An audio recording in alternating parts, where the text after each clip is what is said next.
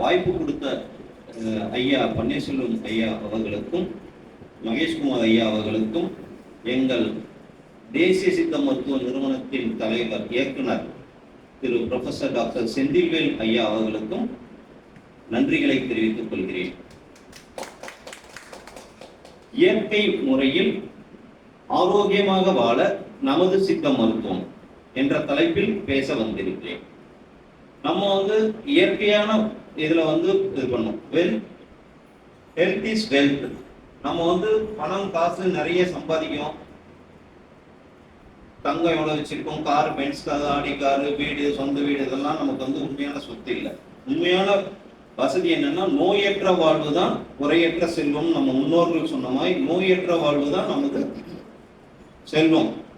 உடல்ல நோய் இல்லாம இருக்கிறதுக்கு நம்ம சித்த மருத்துவத்தை நம்ம இது பண்ணுவோம். சித்த மருத்துவத்துல பாத்தீங்கன்னா ஹெல்த்தி செலுத்துமே அந்த காலத்திலேயே சொல்லிட்டாங்க. நோய் பராமரிக்கிறதுக்கு நாள் ஒழுக்கம், கால ஒழுக்கம், ஒவ்வொரு காலமும் அதுக்கு தகுந்தபடி இப்படி வாழணும், அந்த மாதிரி எல்லாம் சொல்லியிருக்காங்க.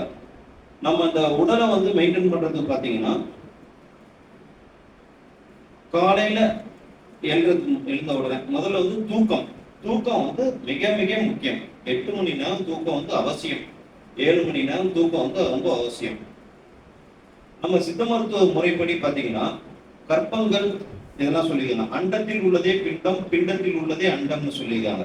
நம்மளுடைய ஒவ்வொருடைய உடல் உறுப்புகளும் ஒவ்வொரு சூரியன், சந்திரன், இந்த மாதிரி ஒவ்வொரு வியாழன், சுக்கிரன்லாம் சொல்றேன் 9 கிரகங்கள். அந்த ஜாதகம் பார்த்தீங்கன்னா 9 கட்டம் போடும். அது மாதிரி ஒன்னொன்று உடல் உறுப்புகள் இதுக்கு அறுசுவைகள். நம்ம சாப்பிட்ற உணவு அறுசுவை. இந்த அறுசுவை உணவுகள் நம்ம உடம்புல 7 உடற்கட்டுகளாக போய் தாதுக்களாக போய் அது உடலை ஆரோக்கியமா பார்க்குது. நம்ம சித்த மருத்துவ முறைப்படி வாதம், பித்தம், கபம் இந்த முக்குற்றங்களுடைய பாதிப்பு தான் நோயின்னு சொல்றாங்க.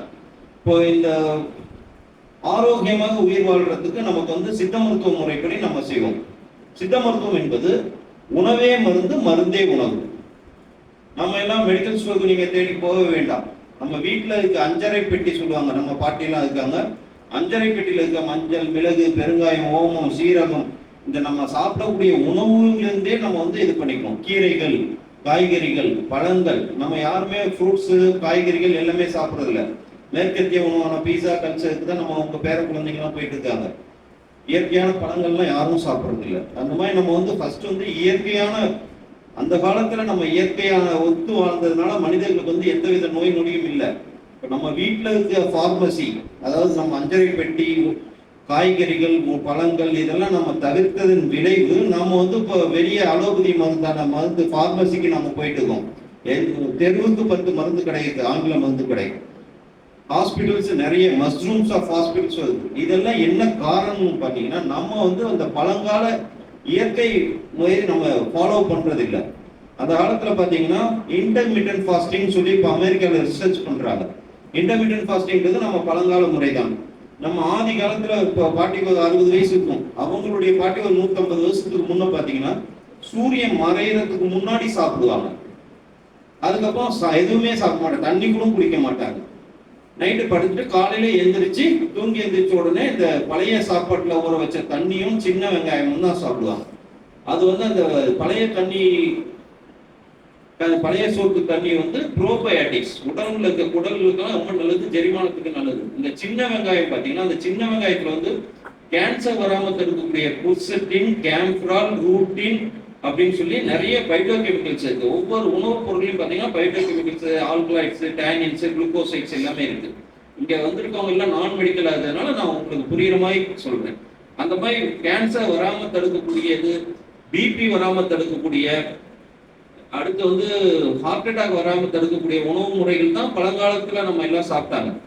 இப்போ அந்த மாதிரி யாருமே சாப்பிட்றது இல்லை. நம்ம இட்லி, தோசை இந்த மாதிரி சாப்பிட்றோம். இட்லி, தோசை, மதியான சாப்பாடு, நைட்டும் இட்லி, தோசை, உப்புமா எல்லாமே அரிசியில செஞ்சுட்டு தான் சாப்பிட்றோம். நவதானியங்களை நம்ம மறந்துட்டோம். இந்த கோதுமை, கேழ்வரகு, கம்பு, சோளம் இதெல்லாம் யாரு உணவா சாப்பிட்றாங்க? வரகு அரிசி, திணை அரிசி, இந்த சிறுதானியங்களை நம்ம அடிக்கடி உணவுல பயன்படுத்தணும். காலை, மாலை, இரவு இந்த மாதிரி சிறுதானியங்கள் நம்ம சித்த மருத்துவத்துல எல்லாமே உங்களுக்கு சொல்லியிருக்காங்க. நாள் ஒழுக்கம், இந்த இன்டர்மீடியன்ட் ஃபாஸ்டிங் சொன்னேன் இல்லை, இன்டர்மீடியன்ட் ஃபாஸ்டிங் வந்து சாயந்தரம் 6 to 7 மணி சாப்பிட்டீங்கன்னா அடுத்த நாள் காலையில 9 மணி நேரம், இந்த 14 மணி நேரம் நம்ம வந்து எதுவுமே சாப்பிடாம காலையில எழுந்திரிச்சு தண்ணி மட்டும் குடிச்சு வர காஃபி இல்ல இஞ்சி டீ இந்த மாதிரி வெறும் வயிற்றுல ஜூஸ் குடிக்கிறது, இந்த வெண்பூசணி ஜூஸ், இஞ்சி ஏலக்காய் போட்டு கிரீன் டீ, இதெல்லாம் வந்து குடிக்கும் போது வந்து உங்களுக்கு பலவித நோய்கள் வந்து தவிர்க்கும். ஓகேங்களா? ஹெல்த்தை வந்து நம்ம எப்படி பாதுகாக்கணுன்றது வந்து மிக முக்கியம். நம்ம வந்து காலையில் எழுந்த உடனே நாள் ஒழுக்கம்ன்ற முறையில எங்க சித்தர்கள் சொல்லியிருக்காங்க. நான் மருந்து வியாதிகளை பத்தி பின்னாடி கடைசியா சொல்றேன். நாள் ஒழுக்கம் பார்த்தீங்கன்னா தூங்கி எந்திரிக்கிறது எந்த டைம்ல எந்திரிக்கணும்னு சொல்லியிருக்காங்க. பிரம்ம முகூர்த்தத்துல எந்திரிக்கணும். காலையில 4:30 to 6 எந்திரிக்கணும்ன்றாங்க. எல்லா மதமும் அதுதான் சொல்றாங்க. காலையில எந்திரித்து காலை கடன்களை முடித்து பல்லு குலக்கி ஆளும் வேலும் பல்லு குருதி நாளும் மீண்டும் சொல்லு குருதின்ற மாதிரி அந்த காலையில ஆலங்குச்சி வேலுங்குச்சி தான் போட்டாங்க. அடுத்து வந்து டூத் பேஸ்ட் கொண்டு வந்தாங்க. கறி உப்புல போட்டு நம்ம விளக்கிட்டு இருந்தோம். இப்போ உங்க கோல்கேட் பேஸ்ட்ல சால்ட் இருக்கான்னு கேட்குறாங்க. எல்லாம் அந்த என்ன சொல்றது கார்பரேட் வந்து நம்ம உணவு பழக்க வழக்கங்களையும் மாத்துறாங்க. எல்லாமே இயற்கையா இளநீர் குடித்து கொண்டு இருந்தோம். இப்ப பெப்சி கோக்கு அந்த மாதிரி கொடுக்குறாங்க. இளநீர் இந்த தெளிவுன்னு சொல்லுவாங்க, பனை மரத்துல இருந்து வரக்கூடியது. அதெல்லாம் வந்து உடம்புக்கு ரொம்ப குளிர்ச்சி. இந்த காலம் ஒவ்வொரு காலநிலைக்கேற்ப இப்ப பாத்தீங்கன்னா நம்ம காலங்கள் பிரிச்சுக்காங்க. மழைக்காலம், குளிர்காலம், கோடை காலம், வெப்ப காலம் சொல்லி. அந்த காலத்துல வெப்ப காலத்துல பாத்தீங்கன்னா தர்பூஸ் வாட்டர்மெலன் வரும், அதை சாப்பிடணும். இப்போ நாவல் பழம் சீசன் முடிய போகுது. நாவல் பழம், சக்கரவள்ளி கிழங்கு, இந்த மாதிரி சீசனுக்கு வரக்கூடிய ஃப்ரூட்ஸை நம்ம யாரும் சாப்பிட்றது இல்லை. ஆப்பிள் எதாவது சாப்பிடணும், மாதுளம்பழம் தான் சாப்பிடணும் இல்லை, பெரிஸ் சிகப்பு பெரி, ப்ளூபெரி அந்த மாதிரி சாப்பிடணும் இல்லை. பல வகைகளில் பார்த்தீங்கன்னா ஆன்டி ஆக்சிடென்ட்ஸ் இருக்கு, ஃப்ரீ ரேடிக்கல்ஸ் இருக்கு, உங்களுக்கு வந்து அதில் விட்டமின்ஸ் இருக்கு, நார்ச்சத்து இருக்கு, ஃபைபர் இருக்கு. பழங்களும் காய்கறிகளும் சாப்பிட்டோம்னா நிறைய நோய்கள் வராது. உணவு பழக்கம் பொறுத்தவரையும் நம்ம வந்து 2 வேளை சாப்பிட்றது நல்லது. காலையில வந்து மேக்சிமம் வந்து இந்த நீராகாரம் மாதிரி சாப்பிட்டு எது சாப்பிடலாம். சுகர் இருக்கவங்களுக்கு அது வேண்டாம். அடுத்து வந்து இந்த அசைவ உணவு வந்து தவிர்ப்போம்னு சொல்லியிருக்காங்க. அசைவ உணவு வந்து 40 வயசுக்கு மேல இருக்கவங்க தவிர்ப்பது நல்லது. அது வந்து அசைவ உணவு வந்து பாத்தீங்கன்னா நம்ம ஆயிலை குறைத்தால் ஆயில் கூடும். நம்ம எண்ணெய் பொருள் எவ்வளவு குறைக்கணுமோ அது முக்கியம். எண்ணெய் வந்து நிறைய போட்டு சமைக்கிறாங்க. எல்லாம் ஃப்ரைட் ஐட்டம்ஸ் தான் சாப்பிட்றோம். ஃப்ரைட் ஐட்டம்ஸோட ஆவியில வெந்தது தான் நல்லதுன்னு சொல்றாங்க. ஆவியில வெந்த உணவுப் பொருட்கள் நல்லது. பார்த்தீங்கன்னு வச்சுங்க, சமோசா, மிக்சர், முறுக்கு எல்லாமே ஆயிலில் தான் நம்ம செய்கிறோம். அதே மாதிரி இப்போ நம்ம பாரத பிரதமர்களும் எண்ணெயை வந்து 10% குறைப்போம்னு சொல்லி விளம்பரத்தை கொடுக்குறாங்க. ஆயிலை குறைத்தால் ஆயில் கூடும்ன்றாங்க. அப்படின்னா என்னன்னா எண்ணெய் பொருளை நம்ம குறைச்சோம்னா நம்மளுடைய ஆயில் கூடும்ன்றாங்க. நம்ம வந்து சத்துள்ள வெல் பேலன்ஸ் நியூட்ரிஷனல் டயட் சாப்பிடணும். அதாவது கார்போஹைட்ரேட், புரதம், கொழுப்பு இது வந்து சரி விகிதத்தில் எடுத்துக்கணும். அடுத்து வந்து பாத்தீங்கன்னா கார்போஹைட்ரேட், புரதம், கொழுப்பு இது வந்து சரி விகிதத்தில் எடுக்கணும். காய்கறிகள், கீரைகள் பாத்தீங்கன்னா நிறைய விட்டமின்ஸ் இருக்கு, ஆன்டி ஆக்சிடென்ட்ஸ் இருக்கு. நிறைய காய்கறிகள், கலர்ஃபுல் காய்கறிகள், இந்த கத்திரிக்காய், வெண்டைக்காய், பீட்ரூட், கேரட் எல்லாமே வந்து காய்கறிகள் நிறைய சேர்த்திக்கணும். பழங்கள் சாப்பிடணும். பழங்கள் வந்து நம்ம சாப்பிட்றது வந்து குறைச்சிட்டோம். பழம் வந்து இந்த சீத்தாப்பழம், கொய்யாப்பழம், வாழைப்பழம், சுகர் இல்லாதவங்க வந்து குழந்தைங்களுக்கு வந்து தினமும் சின்ன பூ வாழைப்பழம் கொடுக்கலாம். அந்த மாதிரி பழங்கள் நிறைய கொடுக்கலாம், காய்கறிகள் கொடுக்கலாம். இந்த மாதிரி காய்கறிகள்லாம் நம்ம சாப்பிட்றது நல்லது. காலையில பாத்தீங்கன்னா வரகரிசி, திணை அரிசி, கம்பு, கேழ்வரகுலாம் பாத்தீங்கன்னா அயன், கால்சியம் ரொம்ப அதிகமா இருக்கு. இப்போ வயசானவங்க நிறைய பேர் இருக்கீங்க இங்க. இப்போ கால்சியம் வந்து அயன் கண்டென்ட் குறைஞ்சதுனாலதான் கீழே விழுந்தாவே இடுப்பிலும் குறைஞ்சிருது காமன். அந்த 60 வயசுக்கு மேல இருக்கவங்க கீழே விழுந்தாங்கன்னா நெக் ஆஃப் ஹியூமன் சொல்லுவோம். தொடையெலும்பும் இடுப்பெலும்பும் சேர்ற இடத்துல நெக் ஆஃப் ஹியூமன்ல வந்து பிராக்சர் வந்து ஓல்ட் ஏஜ்ல காமன். இதெல்லாம் வராம இருக்கணும்னா நீங்க கடந்த 10-20 வருஷமாக கேழ்வரகை வந்து ஒரு உணவா சேர்த்திக்கணும். கேழ்வரகு வந்து களி தான் சாப்பிடணும்னு இல்லை, கூழ் குடிக்க கூடாது. சுகர் இருக்கவங்க கூழா குடிக்க கூடாது. அது பாத்தீங்கன்னா அடையா சாப்பிடலாம், தோசை செஞ்சு சாப்பிடலாம், களியா சாப்பிடலாம், திடமான ஏதாவது சாப்பிடலாம். திரவமா சாப்பிடும்போது ஈஸியா சீக்கிரமா டைஜஸ்ட் ஆகி உங்களுக்கு வந்து சுகர் அதிகமாகும். சுகர் பேஷண்ட் என்ன பண்ணணும், சுகருடைய காம்ப்ளிகேஷன்ஸும் நான் பின்னாடி சொல்றேன். இப்போ வந்து அந்த மாதிரி உணவுப் பொருளை பற்றி நான் சொல்றேன். உணவு பார்த்தீங்கன்னா இப்போ ஜப்பானியர்கள் வந்து 100 வயசு இப்போ சமீபத்தில் ஒரு 3 மாதத்துக்கு முன்னே நீங்கள் வீடியோ சோசியல் மீடியாலாம் பார்த்தீங்கன்னா 107 வயசு 110 வயசு ஒரு பாட்டி இருந்தாங்க ஜப்பான்லன்னு சொல்லுவாங்க. அவங்களுக்கு என்ன காரணம்னா மீன் வந்து மெயினான உணவாக இருக்குது. மீன்ல இருக்க ஒமேகா 3 ஃபேட்டி ஆசிட்ஸ் வந்து வாழ்நாளை அதிகரிக்க செய்யுது. மீன் வந்து அது ஒரு இது. ரஷ்யர்கள் சைனா பார்த்தீங்கன்னா இன்றளவும் பார்த்தீங்கன்னா அவங்க சைனீஸ் ட்ரெடிஷனல் மெடிசன் தான் யூஸ் பண்றாங்க. சைனீஸ் ட்ரெடிஷனல் மெடிசன்ல பார்த்தீங்கன்னா ஜஸ்ட் லைக் நம்ம சித்த மருத்துவம் ஆயுர்வேத மருத்துவம் எமர்ஜென்சிக்கு தான் அலோபதி மருத்துவத்துக்கு அவங்க சைனா போறாங்க. ரஷ்யா இங்கே ஒருத்தர் சொல்லியிருக்காங்க, சைனாலையும் சொல்லியிருக்காங்க, கீரைகள்ல வந்து மருந்து பெட்டகம் இருக்கு, அது மருந்து பெட்டகம் கீரை காய்கறிகள்ல இருக்குன்னு சொல்லியிருக்காங்க. இப்ப அந்தந்த ஏரியால எந்தெந்த இடத்துல என்னென்ன உணவுப் பொருள் இருக்கோ அதை நம்ம வந்து அதுக்கு இம்பார்ட்டன்ஸ் கொடுத்து சாப்பிடணும். அரபு கண்ட்ரீஸ்ல பாத்தீங்கன்னா பேரிச்சம்பழம் அதிகமா இருக்கும், அவங்க பேரிச்சம்பழம் நிறைய சாப்பிடுவாங்க. நம்ம ஆப்பிள் சிம்லால விளையுங்க, ஆப்பிள் சாப்பிட்டா 1 ஆப்பிள் 1 டே அவாய்ட் டாக்டர்னு சொல்லி ஒரு பழமொழி இருக்கு. ஆனா வந்து ஆப்பிள் மட்டுமே சாப்பிடணும்னு அவசியம் இல்லை. நம்மளுடைய தினம் கிடைக்கக்கூடிய பப்பாளி பழம், மாதுளப்பழம், நாவல் பழம், சீதாப்பழம், எல்லா பழ வகைகளும் சாப்பிடலாம். சுகர் இருக்கவங்க வந்து 4 பழம் சாப்பிடலாம், கொய்யா பழம் சாப்பிடலாம், அதுவும் பழமா வேண்டாம், காயா சாப்பிடலாம், ஆப்பிள் சாப்பிடலாம், மாதுளை சாப்பிடலாம், பப்பாளி சாப்பிடலாம். மற்ற மா, பலா, வாழை இந்த 3 வந்து முக்கணிகள் வந்து சுகர் இருக்கவங்க சாப்பிடக்கூடாது. இது வந்து அடுத்தது வந்து வாக்கிங். காலையில எந்திரிச்ச உடனே 1/2 hour வாக்கிங் போகணும். யாருமே வாக்கிங் போறது இல்லை. பக்கத்துல இருக்க இடத்துக்கு போனாலும் பைக்கு, கடைக்கு போனாலும் பைக்கு, நடந்து போகணும். நம்ம காந்தியடிகள் ஐயாவே சொல்லியிருக்காங்க, உனது ஆரோக்கியம் 2 கிலோமீட்டருக்கு அப்பால் உள்ளது, 2 கிலோமீட்டருக்கு அப்பால் உள்ளதுன்னு காந்தியடிகள் ஒரு இடத்துல சொல்லியிருக்காரு. அது என்னன்னு கேட்டீங்கன்னா நம்ம நடந்து போயிட்டு வர தூரம் தான் சொல்றாரு. போறது 2 கிலோமீட்டர், வர்றது 2 கிலோமீட்டர், தினமும் நடந்தா உனது ஆரோக்கியம் உடம்பாக்குன்னு அவர் காந்தியடிகள் சொல்லியிருக்காரு. அடுத்தது வந்து பாத்தீங்கன்னா நம்ம வாக்கிங், யோகா. இந்த காலை நேரத்துல வந்து வாக்கிங் செஞ்சுட்டு கை கால், வயதானவர்கள் வந்து ஜஸ்ட் கை கால மேல தூக்கி யோகாசனம், ரிலாக்ஸ் யோகா செய்யலாம், மெடிடேஷன் செய்யலாம். காலையில வந்து வீட்டுக்குள்ள நடக்கிறத விட மொட்டை மாடியில் நடக்கலாம், இல்ல பார்க், இப்போ மில்லியன் பார்க் ஆப்போசிட்ல இருக்கு பார்க்ல போய் நடந்தீங்கன்னா உங்களுக்கு வந்து பார்க்ல நடக்கும்போது அந்த ஆக்சிஜன் காத்து, பிராணாயாமம்னு சொல்லி சித்த மருத்துவம் சொல்லும். பிராணாயாமம்னா உங்களுக்கு வந்து மூச்சு பயிற்சி, பூரகம், ரேசகம், கும்பகம், காற்றை உள்ள இழுத்து சீக்கிரமா வெளியே விட்டுறோம். அது வந்து அந்த பூரகம், ரேசகம், கும்பகம் பிராணாயாமம் உங்களுக்கு நான் சொல்லித்தரேன் பயிற்சி கடைசி. அந்த பிராணாயாமம் செய்யும் போது ஆக்சிஜன் லெவல் வந்து உடம்புல அதிகமாகுது. இது பிராணாயாமம் செய்யறது கூட பார்த்தீங்கன்னா பார்க்கு, வயல்வெளி, குளத்தின் கரை, ஆற்றங்கையில செய்யறது நல்லதுன்னு சொல்லியிருக்காங்க. சிட்டியா இருக்கும்போது பார்க்ல செய்யலாம். இந்த மாதிரி பிராணாயாமம் பண்ணும்போது மூச்சு பயிற்சி முக்கியம்.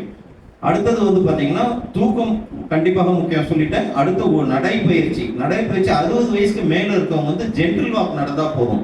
சுகரை குறைக்கன்னு சொல்லி வேக வேகமா நடக்குது தவறு. அடுத்து அந்த உணவுப் பொருள்ல பாத்தீங்கன்னா கோதுமை சாப்பிட்டா வந்து சுகர் வராது. இப்ப சுகர் வந்துருச்சு சார், நாங்க கோதுமை சாப்பிடலாமான்னா 3 வேளையும் கோதுமை சாப்பிட்ற வட இந்தியர்கள தான் அதிக சுகர் இருக்குது. கோதுமையே உணவு அவங்களுக்கு. கோதுமை சாப்பிட்டா, சப்பாத்தி சாப்பிட்டா ஏன் நமக்கு சுகர் கம்மி ஆகுதுன்னா, நம்மளுடைய இது வந்து நம்மளாம் சவுத் இந்தியன்ஸ் வந்து அரிசி சாப்பிட்டு பழகிட்டோம். தலைமுறையாக அரிசி சாப்பிட்டு பழகிட்டோம். சிறுதானியங்கள் பார்த்தீங்கன்னா அரிசி வந்து 3 வேளைக்கு இட்லி தோசையும் அரிசியில தான் செய்யறது. இப்போ வட இந்திய உணவு வந்து நம்ம கொடுக்கும்போது நம்ம தோசை இட்லி சாப்பிட்டா 7, 8, 10 கூட 10 தோசை சாப்பிட்ட டாக்டர்லாம் நான் பார்த்துருக்கேன்.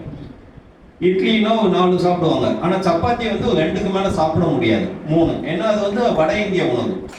ஸோ சப்பாத்தி எதா இருந்தாலும் அளவுக்கு அமிர்தமே இருந்தாலும் விஷம் சொல்றாங்க. அளவோட சாப்பிடலாம், எதை சாப்பிடலாம் அளவோட சாப்பிடலாம். இது பார்த்தீங்கன்னா கோதுமை வந்து நம்ம ஒரு நாள் எடுக்கிறது தப்பில்லை, வாரத்துல 3 நாள் கோதுமை சப்பாத்தி எடுக்கிறது நல்லது. கேழ்வரகு தோசை இந்த மாதிரி எடுக்கிறது நல்லது. பல வகைகள் தினமும் இருக்கணும். காய்கறிகள், சுகர் டாக்டர் டயப்டாலஜிஸ்ட் பார்த்தீங்கன்னா 1 கப்பு சாதம் 2 கப்பு பொரியல்னுவாங்க. கூட்டு பொரியல் நிறைய சேர்த்திக்கணும். பல வகைகள் சேர்த்திக்கணும். நமக்கு வந்து அதில் வந்து நார் சத்து, ஃபைபர் சத்து இதெல்லாம் கிடைக்கிது. அடுத்தது வந்து பார்த்தீங்கன்னா நம்ம வந்து யோகா, மெடிடேஷன் பண்ணணும்.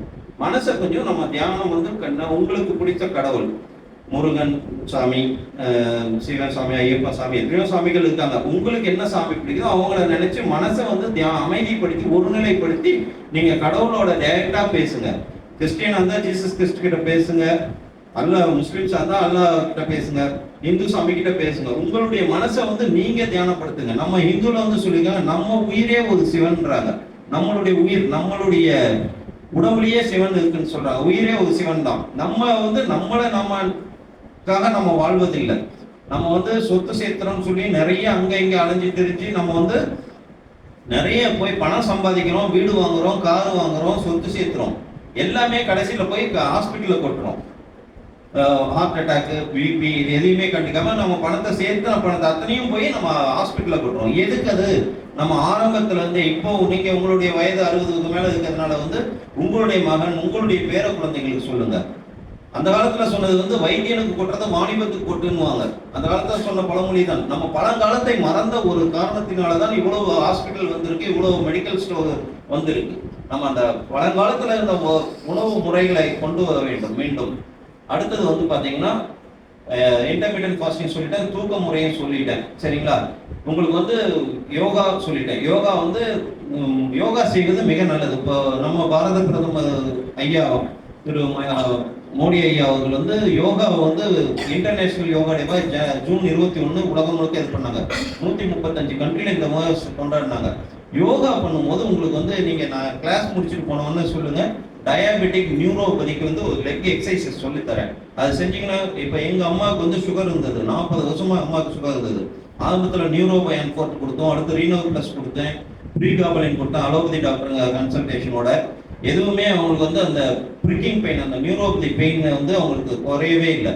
ஆனால் இந்த காலில் யோகா சொல்லி கொடுத்தேன். அது அம்மா செய்ய ஆரம்பிச்சது இந்த காலில் வரக்கூடிய வலி குறைஞ்சது. காலுக்கு இந்த யோகா ரத்த ஓட்டத்தை அதிகப்படுத்தும். நம்ம வாக்கிங் போறது எதுக்காகன்னு கேட்டா, வாக்கிங் போறது, யோகா செய்யறது, எக்ஸசைஸ் செய்யறது எதுக்காகனா நம்ம உடம்பில் இருக்கும் ரத்த ஓட்டத்தை சுறுசுறுப்பாக்கும், நம்மளுடைய ஸ்ட்ரெஸ்ஸை குறைக்கும், நம்மளுடைய உடம்புக்கு நன்மை செய்யும் ஹார்மோன்கள் அதிகமாகும். உடம்புல 12 விதமான நாளமில்லா சுரப்பிகள் இருக்கு. எண்டோக்ரைன் கிளாண்ட்ஸ் 12 சொல்லுவாங்க. எச்ச சுருக்கமாய் தைராய்டுக்கு இது, இன்சுலினுக்கு பேன்கியாஸ் இருக்க மாதிரி ஒவ்வொரு இதுவும் 12 விதமான நாளமில்லா சுரப்பிகள் இருக்கு. இதெல்லாம் ஃபங்க்ஷன் நல்லா ஆகும். நமக்கு நடைப்பயிற்சி, இந்த யோகா எல்லாம் பண்ணும்போது மசில் அண்ட் போன் ஸ்ட்ரென்த் ஆகும், பிளட் சர்க்குலேஷன் இன்க்ரீஸ் ஆகும், ஆக்சிஜன் லெவல் இன்க்ரீஸ் ஆகும். நடக்கும் போது உங்களுக்கு வேகமா நடந்தீங்கன்னா மூச்சு வாங்கும். அப்படி மூச்சு வாங்கும் போது நீங்க பார்க்ல வேகமா நடக்கும் போது உங்களுடைய ஆக்சிஜன் லெவல் அதிகமாகும். எந்த அளவுக்கு ஆக்சிஜன் நம்ம இன்டேக் பண்றோமோ அந்த அளவுக்கு நமக்கு உடம்புக்கு நல்லது. இது இதுவரையும் சொன்னது உங்களுக்கு கிளியரா இருக்குங்களா?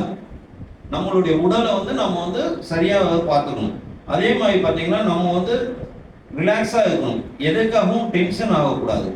நம்ம எந்த விஷயமாகவும் இதுவும் கடந்து போகும் அப்படி இருக்கணும்.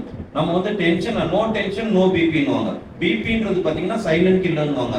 பிபி டென்ஷன் அதிகமாயிட்டு பிபி இருக்கவங்களுக்கு நம்ம டென்ஷன் இல்லாம லைஃப் கொண்டு போகணும். நமக்கு நமக்காக நம்ம 1 மணி நேரம் செலவிடணும். 24 மணி நேரத்துல 7 மணி நேரம் தூக்கத்துக்கு போனதுன்னா 1 மணி நேரம் நம்ம காலை கடன் இதெல்லாம் போகிறதுக்கு எக்ஸசைஸ் போக 1 மணி நேரமாவது நமக்காக நம்ம வாழ வேண்டும். நமக்காக நம்ம யாரும் வாழ்வது இல்லை. அதுதான் கசப்பான உண்மை. நம்ம பசங்க, நம்ம பேர குழந்தைங்க எல்லாருமே இருக்கு. நீங்க சொத்து சேர்த்து வைக்காதீங்க, கல்வி அறிவை சேர்த்து கொடுங்க. உங்க குழந்தைங்கள பேர குழந்தைங்கள பார்க்காதீங்க, உங்க குழந்தைங்கள பார்க்காதுன்னு சொல்லவில்லை. அறிவை கொடுங்க, அவங்க சம்பாதிக்கணும். எனது தாத்தா சம்பாதிச்ச சொத்து எங்க அப்பாவுக்கு பெரியதாகப்படவில்லை. எங்க அப்பா அம்மா சொத்து எனக்கு பெரிதாகப்படவில்லை. தங்கம் விலை போலதான். எங்க அம்மா வேலைக்கு போனப்ப எங்க அம்மா தலைமை ஆசை, அப்போ ஹெல்த் டிபார்ட்மெண்ட்ல டிஸ்ட்ரிக்ட் ஹெல்த் ஆஃபீஸரா இருந்தாரு. அம்மா வேலைக்கு போனப்ப பவுன் 100 ரூபாய்னாங்க. இன்னைக்கு 75,000 தொட்டு இருக்கு. ஆனா அம்மா நான் ஒரு டாக்டரா இருந்தனால எங்க அம்மாவுக்கு 3 ஹார்ட் அட்டாக்ல நான் காப்பாற்றினேன். 2008, 2019, 2021 3 ஹார்ட் அட்டாக்கையும் அம்மாவை காப்பாற்றினேன். நம்ம சித்த மருத்துவ முறைப்படி நம்ம வருமுன் காப்போம் என்பதுதான் எனது என்ன சொல்றது, வருமுன் காப்போம். சீனாவில் ஒரு பழமொழி இருக்கு, நோய் வந்த பின் தீர்ப்பவன் மருத்துவர்கள் விட நோய் வராமல் தடுப்பதே சிறந்த மருத்துவர் அப்படின்னு சொல்லி சீனாவில் ஒரு பழமொழி இருக்கு. நோய் வருமுன் தடுக்கிறது தான் நமக்கு முக்கியம். இப்ப சுகர் இருக்கா, பிபி இருக்கா, இந்த சுகர் வராமல் இருக்கிறதுக்கு என்ன பண்ணணும், பிபி வராமல் இருக்கிறதுக்கு என்ன பண்ணணும், ஹார்ட் அட்டாக் இருக்கா, ஹார்ட் அட்டாக் வராம இருக்கிறதுக்கு என்ன பண்ணும், ஹார்ட் அட்டாக் வராம இருக்கிறதுக்கு திரிதோட சம பொருட்கள் இருக்குன்னு சொல்றாங்க. நம்ம அஞ்சரை பெட்டியில இருக்கு. இந்த பூண்டு, மிளகு, இந்த பூண்டு, வெங்காயம் பாத்தீங்கன்னா பூண்டெல்லாம் ரத்தத்துல செய்யக்கூடிய அந்த கொழுப்பை குறைக்குது. அந்த காலத்துல பால்ல பூண்டு பால் குடிப்பாங்க. இப்ப எத்தனை பேர் குடிக்கிறோம்? யாருமே குடிக்கிறது இல்லை. அந்த மாதிரி உணவு முறையிலேயே அத்திரோஸ்க்ளரோசிஸ் சொல்றாங்க. இப்போ மாடர்ன் மெடிசன் அட்டோரோஸ்டேட்டின், ரோசுவாஸ்டேட்டின் சொல்லி அந்த கொரோனரி ஆர்டரி இது 3 ரத்த குழாயானது, right coronary artery, left coronary artery, left circle artery. இந்த ரத்த கொரோனரி ஆர்டரியில வரக்கூடிய அடைப்புக்கு பேர் தான் அத்திரோஸ்க்ளரோசிஸ் தான் ஹார்ட் அட்டாக்னு சொல்றாங்க. இந்த இதை வராம தடுக்குது. உடனே இல்லை. எங்க அப்பா இப்ப நார்மலா இருக்கேன்னா நான் எங்க 30 வருஷத்துக்கு முன்னே நான் சித்த மருத்துவம் படிக்கும் போது அம்மா கிட்ட சொல்லியிருந்தேன், இந்த மாதிரி இஞ்சி ஏலக்காய் டீ போடுங்க. அப்பாவுக்கு வந்து போகும்போது நீங்க வாக்கிங் போயிட்டு போது அந்த செம்பருத்தி ஒத்தையடுக்கு செம்பருத்தி இதழ் அதை வந்து தினமும் பறிச்சு 5 சாப்பிட சொல்லுங்க. இந்த மாதிரி கேழ்வரகு சாப்பிட சொல்லுங்க. இந்த மாதிரி நான் வந்து உணவுல இருந்து பூண்டு, வெங்காயம், எண்ணெய் பொருள் குறைங்க. எண்ணெய்னா சில பேருக்கு கடலை எண்ணெயா, நிலக்கடலை எண்ணெயா, இல்ல ரீஃபைண்ட் ஆயிலா, இதயம் நல்ல எண்ணெயான்னு கேட்பீங்க. எல்லா எண்ணெயும் யூஸ் பண்ணலாம், அளவு கம்மியாக யூஸ் பண்ணலாம். 2 நாள் இதயம் நல்லெண்ணெய், ஒரு நாள் கடலை எண்ணெய், ஒரு நாள் ரீஃபைண்ட் ஆயில், ஒரு நாள் சன்ஃப்ளவர் ஆயில், எல்லா எண்ணெயும் கலந்து யூஸ் பண்ண வேண்டியது தான் நல்லது உடலுக்கு. அளவு குறைக்க வேண்டும், எண்ணெயை குறைக்க வேண்டும். அடுத்து வந்து 40 வயசு ஆயிடுச்சுனாவே 40 வயசு 45 வயதுக்கு மேல் வந்து நம்ம வந்து உணவு பழக்க வழக்கத்தை முற்றிலுமாக மாற்ற வேண்டும். அசைவம் தவிர்க்கணும். அசைவம் தவிர்க்கணும்னு ஏற்கனவே சொல்லியிருக்கேன். ஸ்மோக் பண்றவங்க, ஆல்கஹால் எடுத்தவங்க அதெல்லாம் குறைக்கணும். ஆல்கஹால், ஸ்மோக்கிங் இதெல்லாம் கம்ப்ளீட்டா அவாய்ட் பண்ணிடணும். நம்ம ஆல்கஹால் எடுக்கும்போது லிவர் பாதிக்குது, ஸ்மோக் பண்ணும்போது கேன்சர், நுரையீரல் நிறைய ப்ராப்ளங்கள் வருது. பக்கத்தில் இருக்கவங்க, வீட்டில் இருக்கவங்களுக்கும் ஸ்மோக்கிங் பண்ணுறதுல இருக்குது. அதெல்லாம் ஸ்மோக்கிங்கை ஸ்டாப் பண்ணிடணும். கண்டிப்பாக ஸ்மோக்கிங் இஸ் மோஸ்ட் இன்னைக்கு எடுத்துட்டு இருந்தால் கண்டிப்பாக நிறுத்திடுங்க.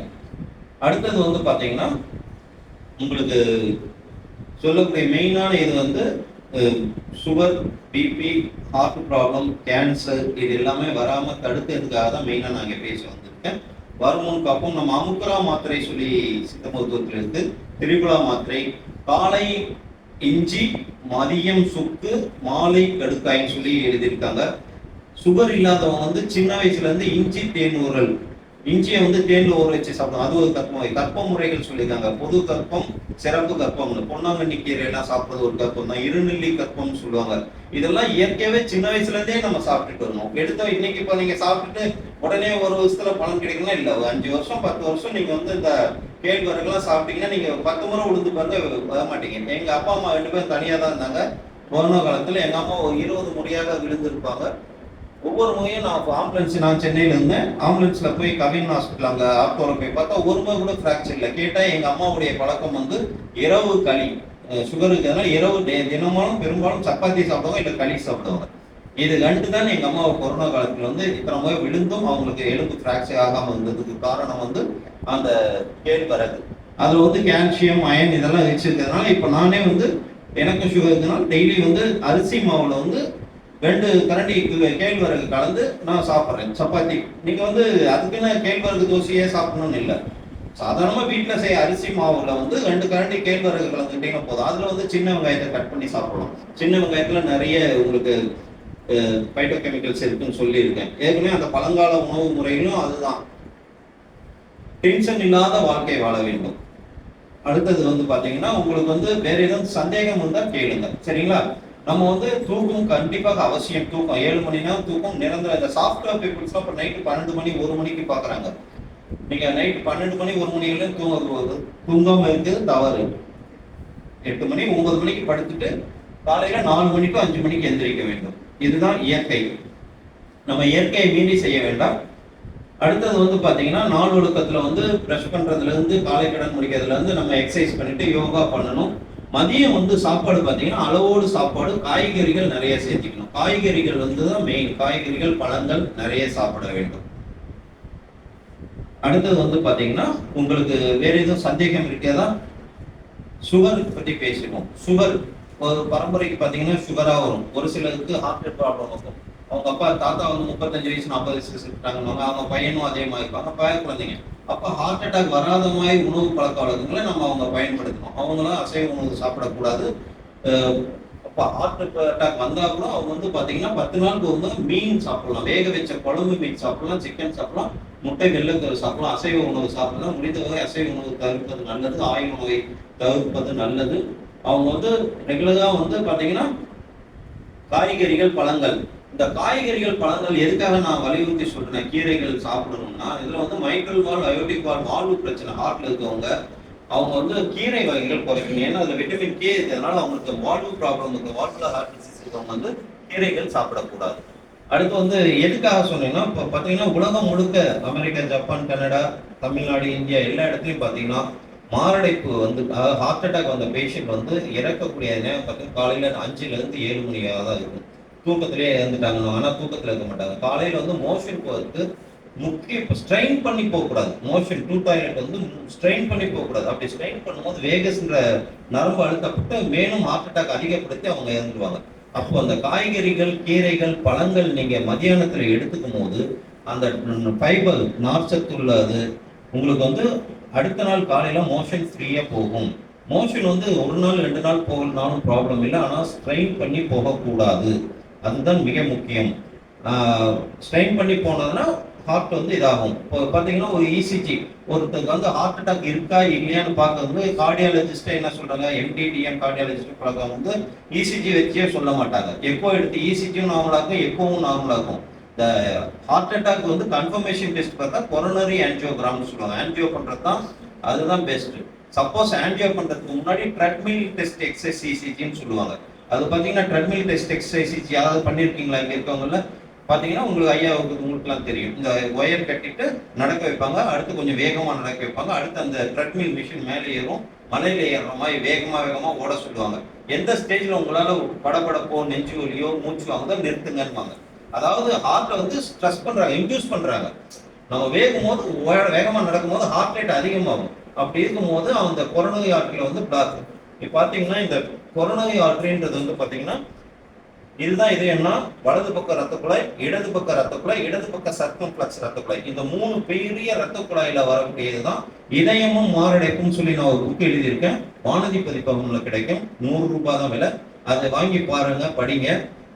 யூடியூப் சேனல் கூட இருக்கு. டாக்டர் கோல்டு எஸ்கேன்னு போட்டீங்கன்னா வரும். DOCTOR doctor DOCTOR doctor gold GOLD gold SK Sampath Rani சொன்னாங்க எங்க அப்பா அம்மா பேர்.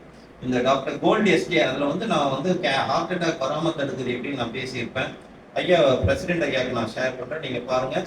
இது வந்து யூடியூப்ல வந்து பணம் சம்பாதிக்கவோ இல்லை பேர் புகழ் வாங்குறதுக்காகவோ இல்லை. நான் எடுத்திருக்க டாபிக் எல்லாம் பார்த்தீங்கன்னா லட்சக்கணக்கில் செலவாகக்கூடியது தான் நான் எடுத்திருப்பேன். ஹார்ட் அட்டாக் புக்கு வந்து இதயமும் மாரடைப்பும் 2016 எழுதினேன். ஏன்னா இளமையில என்னுடைய அத்தை பையன், எங்கள் மாமா அண்ட் என்னோட நண்பர்கள் MBBS MD doctor Muthuraman, doctor Thiruma neuro surgery இவங்கெல்லாம் 45 வயசுலேருந்து 46 இறந்தவங்க 4 பேர். அதனால தான் அந்த புக் எழுதுனாங்க 2016. அடுத்து வந்து மேல் இன்ஃபெர்டிலிட்டி, குழந்தை இல்லாமல் லட்சக்கணக்கில் 10 லட்சம் இருந்தாங்க, 5 லட்சம் 10 லட்சம், இப்போ 15 லட்சம் அது குழந்தைகளுக்கு ஆக மேல் இன்ஃபெர்டிலிட்டி. மேல் இன்ஃபெர்டிலிட்டி வந்து பார்க்கும்போது குழந்தை இல்லாமல் இருக்கிறதுக்கு ஆண் காரணமாக இருந்தாலும் பெண்களுக்கு தான் ஊசி அதிகமாக இருக்கு, செலவுகளும் அதிகம். ஸோ அதுக்கு ஒரு புக் எழுதியிருக்கேன். ஆண் வளரும் நீக்கும் மருத்துவமும். தமிழக அரசு தமிழ் வளர்ச்சித்துறையில அந்த புக்குக்கு அவார்டு கொடுத்தாங்க.